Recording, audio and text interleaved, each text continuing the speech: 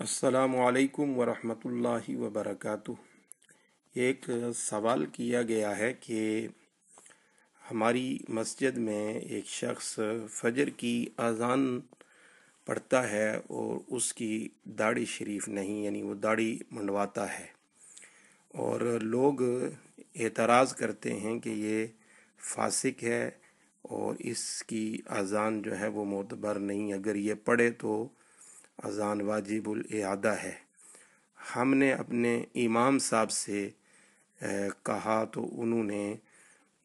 کہا کہ مسئلہ تو ایسا ہی ہے، لیکن میرے اختیار میں نہیں ہے، یہ کمیٹی کے اختیار میں ہے، کمیٹی کر سکتی ہے، میں کچھ نہیں کر سکتا۔ تو وہ پوچھتے ہیں کہ کیا ایسے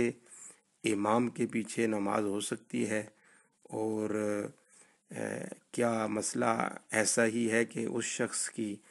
اذان جو ہے وہ درست ہے، یا اذان اور تکبیر دوبارہ پڑھی جائے گی، اس کے بارے میں کیا حکم ہے؟ تو یہ بات تو درست ہے کہ مسئلہ ہمارے فقہا نے قرآن و احادیث کی روشنی میں یہی بیان کیا ہے کہ جو شخص فاسق ہے وہ اذان نہیں پڑھ سکتا، اور اگر وہ اذان پڑھ لے تو اس کی اذان دہرائی جائے گی۔ اور جب آپ نے بتایا کہ وہ شخص داڑھی منڈواتا ہے، تو داڑھی جو شخص منڈواتا ہے اس کو فاسق کہا گیا ہے، تو لہذا مسئلے کی روح سے اس شخص کی اذان کا یہی حکم ہے کہ اگر وہ اذان پڑھے تو اس اذان کو لوٹایا جائے۔ رہا مسئلہ امام صاحب کا کہ وہ اس کو منع نہیں کر سکتے، تو امام صاحب کا منصب تو یہی ہے کہ وہ امر بالمعروف اور نہی عن المنکر کریں۔ جب وہ کسی کو برائی میں مبتلا دیکھتے ہیں اور شریعت کی خلاف ورزی دیکھتے ہیں، تو ان کا سٹیٹس جو ہے وہ اس بات کا تقاضا کرتا ہے کہ وہ اپنی طاقت و استطاعت کے مطابق مسئلہ بیان کریں۔ اگر وہ زبان سے منع کر سکتے ہیں زبان سے منع کریں، ہاتھ سے کر سکتے ہیں ہاتھ سے کریں، اپنا منصب جو ہے اس کے تقاضے کو پورا کرتے ہوئے وہ اپنا پیغام ضرور دیں۔ لیکن امام صاحب پر یہ فرض واجب نہیں ہے کہ وہ کسی کو سختی کر کے، اس پر جبر کر کے، اس پر تشدد کر کے